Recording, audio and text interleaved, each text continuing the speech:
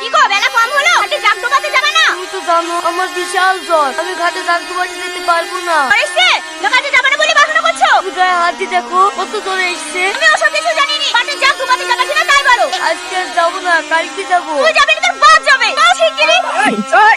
আমাকে বাঁচাও, আমাকে মেরে ফেলবে।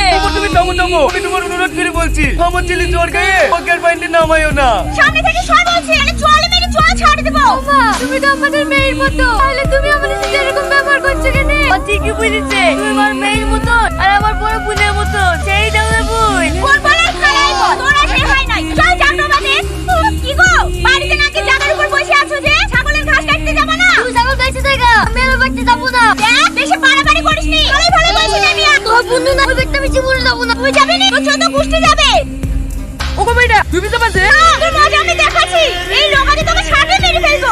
থামো থামো, তুমি আমার ছেলেকে মারো না। আমি বাড়ি যাও, আমি বাবুকে বলে বাড়ি নিয়ে যাচ্ছি। এই বাবু, তোর লেগে খাওয়া বানিয়ে এসেছি, আর এসে খেয়ে আমি নামবো না, খাবো না। এই চুয়া, আম্মা এসে ব্যাঘাতটা করছে। আসে গিরি। ঠিক আছে, আমি নামছি।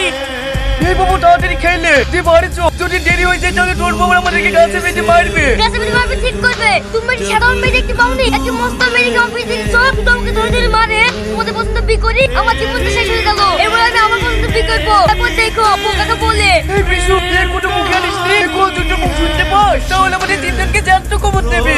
মরবো সব শিকার। আমি একটা মেয়েকে ভালোবাসি, তাকে বি করবো।